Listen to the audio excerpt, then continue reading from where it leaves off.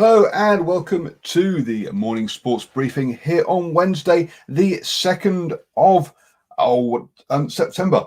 And yes, spring is here. Well, second day is here, isn't it? Let's be honest. And definitely feeling warmer here in New Zealand. The days are getting longer. And so hopefully you are also enjoying the warmer weather. Hi, I'm Paul, and I'll be your host this morning. In the news this morning, Pakistan posts another decent total. The Hamilton and Sydney Sevens have been cancelled. Warriors name their injury hit team, and Benji Marshall has been cut by the Tigers. In the NBA, the Thunder force a decider against the Rockets. Primoz Roglic comes out firing at the Tour de France. Djokovic goes through in straight sets, and all of the America's Cup teams are now heading to Auckland. And this is your best way to start the day up to speed with all of the important sports news. And let's start off with that America's Cup news. That's correct. Luna Rosa, the Italian challenger, has now finished their testing in the Mediterranean and have packing up their base there on their way to heading over to New Zealand. Obviously, they'll need to get all of their equipment here and have all their members go through 14-day quarantine.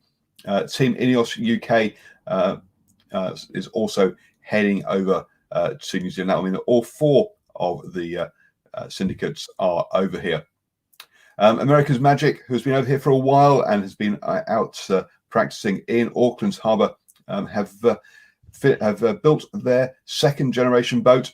The 75-foot boat was put onto an aeroplane over in the US East Coast, where it was built on Rhode Island, and it is flying or winging its way over to New Zealand. I don't know if it's quite arrived yet or whether it's still in the air, but let's hope it has safe travels getting here. It'll still be some time before they can commission the boat to be ready to go on the water, but apparently it looks very different to their first boat, so that is on its way. I'm going to hand you over to Ashwin, who's going to take us through our cricket update. Good morning, Paul, and good morning to all our viewers and listeners on the interweb. And as Paul mentioned, Pakistan have posted another good total and made their way to 190 off their 20 overs. Pakistan was sent into bat, and after the early wicket of Fakhar Zaman, debutant Haider Ali with 54 off 33 and Babar Azam with 21 off 18 righted the ship somewhat. Mohammad Hafiz has followed up his good score from the second T20 with 86 off 52, equaling his highest T20 score. But will it be enough after England chased down a very good total in that second T20 and Owen Morgan in red-hot form? The England innings just getting underway, and they've lost the early wicket of Jimmy Bairstow, the early casualty bowled by Shaheen Shah Afridi, and the score is now 11 for 1 after 1.5 overs. So we'll see how I'll try and give you another update in a few seconds. In the CPL, the Trinbago Knight Riders have beaten the Jamaica Taliwars. The Knight Riders batted first and posted 180 for 4. Colin Munro scoring 65 from 54, and Kyron Pollard boosting the total at the end with 33 off 16. It was too much for the Taliwars, who fell short with 165 for 6. Even with Glenn Phillips with a handy 41 off 31, and some lower order hitting from Andre Russell with 50 off 23, that was not enough to get them over the line. Glenn Phillips is still atop of the leaderboard with the most runs in the CPL with 248, and the leading wicketkeeper is Majib Al-Rahman with 13 wickets. Later today, Barbados Tridents will play the Guyana Amazon Warriors. That's kicking off at about 9:30 New Zealand time. And the Chennai Super Kings finally get to practice. September the 4th is the date penciled in for the Super Kings to get on the field for their training start date, just so you're aware the other teams have actually started training. This is subject to the squad clearing 2 additional COVID-19 tests. The Super Kings have been through additional quarantine period after members of their contingent tested positive. Now, the tested positive players and the negative players have been separated. So the ones that will be able to start practicing will the ones that have tested negative and have been in a separate quarantine bubble and will go through the 2 tests, whilst the positive COVID-19 tests are still in their bubble and won't get to go practice until they're fully better, over it. And that's the cricket news for today, Paul. But before we go, so the scores moved along to 15 for 1 off 2.1 overs, and we'll have full details of that tomorrow morning's morning sports briefing. That's it, Paul, this time. Thank you very much, Ashwin. And obviously, you will catch up on all of the updates on the cricket on Thursday evening at 8 p.m. with Swinging from the Hip that Ashwin's hosts the show for us. I'm going to hand you over to Stephen, who's going to take us through our birthdays. Well, thank you, Paul, and good morning to everybody. Good morning, everybody tuning into New Zealand Sport Radio. Oh dear, it's very catchy. I was just thinking about how sharp Ashwin looks this morning with his get up on, the hat, the jacket, and looks like he's had a bit of a haircut as well. Oh yeah, hang on, it's the haircut too. Yeah. It was getting a bit unruly. It's getting a bit unruly. But for all your electrical testing and tagging needs and fire safety requirements, you give me a bell. There you go. We thought we'd get on my new career. We thought we'd get that in first. It's not even his birthday today, but it is a birthday for 3 other people I've got coming up here. How's that for a segue? And birthdays this morning. She was born in Middlesbrough, but she became a football fern. We have a rower who scored 2 gold medals at the 1986 Commonwealth Games, and we talk about a motor racing legend, and that's where we start our birthdays this morning. Jim Richards, born this day, the 2nd of September 1947 in Otahuhu, Auckland, is a New Zealand motor racing driver who won numerous championships in his home country and in Australia. While now retired from professional racing, Richards continues to compete in the Touring Car Master Series. He was inducted into the New Zealand Motor Racing Hall of Fame in 1994. After a record number of starts and 7 victories in the Bathurst 1000 and 4 Australian Touring Car Championships, Richards was inducted into the V8 Supercars Hall of Fame in 2006 and the Australian Motorsport Hall of Fame in 2015. He is the father of racing driver Stephen Richards, and between them, they have achieved the 12th Bathurst 1000 wins, and most recently in 2018. Moving right along, Stephanie Charlene Cooper Foster, MBE, born this day, the 2nd of September 1958 in Morrinsville in the Waikato, is best known under her maiden name, which just happens to be Stephanie Foster, and she's a former rower. She was the flag bearer at the 1986 Commonwealth Games and won gold medals in the women's single sculls and in the women's double sculls with Robin Clark in the 1987 Queen's Birthday Honours. Foster was appointed a member of the Order of the British Empire for services to rowing. And finally, Catherine Elizabeth Katie Rood, born this day, the 2nd of September 1992 in Middlesbrough, England, is a New Zealand professional footballer who plays as a forward for English club Lewes and the New Zealand national team. Rood played 2 games for New Zealand under-20s during the 2012 FIFA Under-20 Women's World Cup, and she played her first senior international against the United States in September 2017, making her debut at Nippert Stadium in Cincinnati. That's our birthdays this morning. I'll be back shortly with leg news. Thank you very much, Stephen, for that. And folks, if you're ever wondering if this is the channel to come and get your fashion advice from, I think we just proved before the birthdays that this is not the place to come for fashion advice, but it is the place to come for sporting news. Over in the rugby, and the Hamilton and Sydney Sevens in 2021 have been cancelled due to COVID. This has raised a lot of questions already around not only around the qualifying for the Sevens at the Olympics, but also the build-up that the teams will have for their preparation for the Sevens at the Olympics as well. We kicked off our build-up for the Mitre 10 Cup yesterday, and with our first interview with the coaching staff. So yesterday it was the turn of, Southland kicked us off, where we had a chat with the head coach over there. So check out our Facebook page or the podcast to listen to that interview. For the podcast, just search for iHeartRadio, Spotify, or where else are we? iTunes. All of those favourite podcatchers. Just search for New Zealand Sports Radio on there.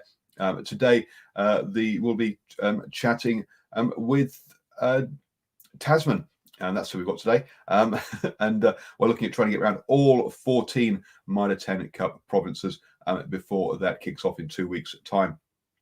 Kicking off this weekend is the Farah Palmer Cup, and they are starting with no crowds, unfortunately, and that means we will not be able to, and also no media as well. I have made inquiries, but unfortunately I will not be able to get to the opening round of the Farah Palmer Cup that starts this weekend.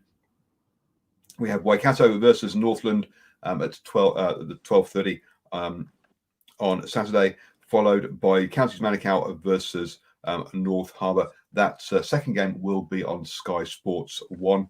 And then on Sunday, Taranaki take on the Auckland Storm.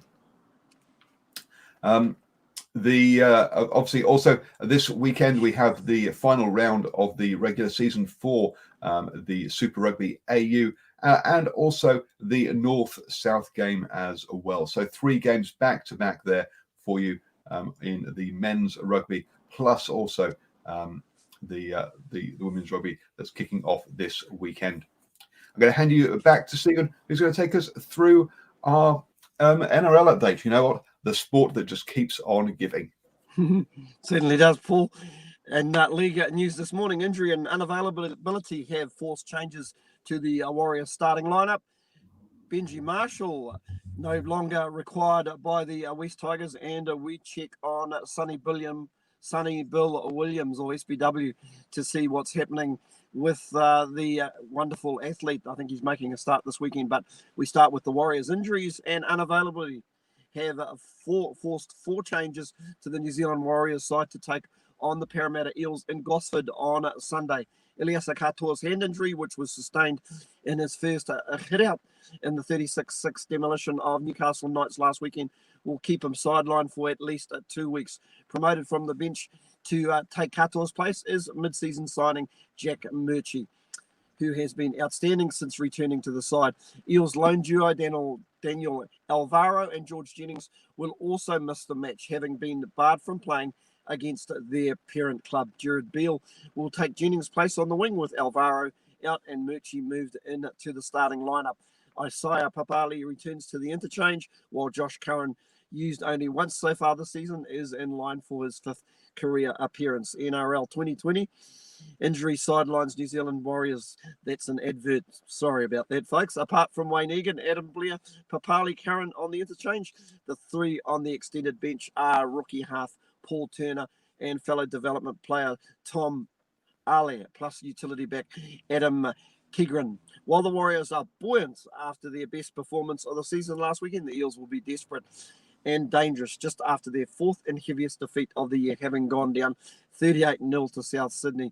They certainly are. It's critical for the Night Warriors, who are in 9th place, to just keep on winning at this point in time. As I quickly look at the playing 13, starting from fullback, Tuivasa-Sheck, the skipper, Pompey and Beale on the wings, Hiku and Perham in the midfield. The halves are Nikorima and Harris Tavita. The rest of the pack, from starting from the props, Tonoa Brown, Lawton, Burr, Murchie, Harris and Tavaga make up that Warriors combination. Well, one player who won't be part of the West Tigers combination anytime soon is Benji Marshall. He will not play for the West Tigers next season in the NRL. Yesterday, the club confirmed speculation that the Kiwis veteran will leave the franchise that he led to a grand final glory in 2005. Seems like such a long time ago, and that's all happening at the end of the season. Marshall made his debut for the Tigers in 2003 and has since made 253 first grade appearances for the Western Sydney team. He previously expressed a desire to play on beyond the season, but has been deemed surplus to requirements by coach Michael Maguire, who's looking to rebuild his playing roster. As a club, we were thrilled to welcome Benji back to West Tigers in 2018 and to see him return into the leadership role in this part of his career, says West Tigers Chief Executive Justin Pascoe. The past 2.5 years, Benji has performed. We knew he would on the field, but the reality is with our roster management is that he will not be with the West Tigers next year. So, a bit of a sad way to end. And from what I believe, he found out either in the newspapers or in one of the media outlets, which is really disappointing for a player who once touted probably in the top 5 greatest NRL players. And speaking of other NRL players who you could almost argue is a bit of a great, Sonny Bill Williams will make his eagerly awaited return to the NRL this weekend. The 35-year-old crosscode star has been named to the interchange bench for Sydney's Roosters' 2009 grand final rematch against the Raiders in Canberra on Saturday. Should be a cracker. Last month, the former All Black midfielder signed a short-term deal for his former NRL club after his season for the Toronto Wolfpack was cut short. And speaking of the Toronto Wolfpack, they're going to honour his contract, his second year of the contract, and it's a staggering amount of money as well. I just can't give you that total at this point in time, but hey, it's got to be good for him. That's it for League News this morning. I'll be back tomorrow with more. I'm going to exit stage right. Exiting stage right, not stage left this time. Wow. Hey, keeping us on our toes today is Stephen. But you got to say that is that's very good for Sonny Bill Williams. With sporting stars around the world taking pay cuts and having their contracts reduced, the fact that they all that they're honouring his contract is obviously good for him in that one. Thank you very much, Stephen, for your update. Off you go. Do some real work. And thank you for him. Moving on then to the cycling, and we had our first mountaintop finish in the Tour de France with stage 4. This is very early in a tour to be having one of these styles of finishes, and Primož Roglič certainly showed that he is in good form sprinting to win the stage. Most of the main contenders finished on the same time as him, but with the time bonus that you get for finishing first, he moved up to 3rd overall. Julian Alaphilippe maintained, kept the yellow jersey after finishing at 5th. We're not expecting him to have set the jersey all the way to Paris. So yes, he's enjoying trying to elongate, keep himself in that yellow jersey for as long as possible. It's good for the sponsors when that happens. Looking at the other classifications over there in the points classifications, or the team's jersey, Peter Sagan and Sam Bennett are both on 83 points. Very tight there. Peter Sagan looking for already is the record holder for that green jersey, having won it 5 times. I think it is at the Tour de France. Alexander Kristoff on 80 points, just 3 points behind. So those 3 there, all currently in contention for the points classification currently. Cosnefroy keeps hold of his mountains classifications jersey, or the polka dot jersey, and Pogačar is the young rider, is leading the young rider classification currently. Moving over to the NBA, and the Thunder won a tight one over the Rockets, 100 to 104, to keep their series alive. That series is now tied at 3-3, and the decider will be tomorrow. Talking of deciders, the Jazz and the Nuggets will play today at 12:30, and that will decide who goes through to the conference semi-finals from them. That one is tied 3-3 currently. Those are the 2 last series that are still going in the first round. We'll also have the Celtics versus the Raptors happening at 9:30 this morning. Their second game in the conference semi-finals. The Celtics took their first one and lead that series 1-0 currently in the over in the East.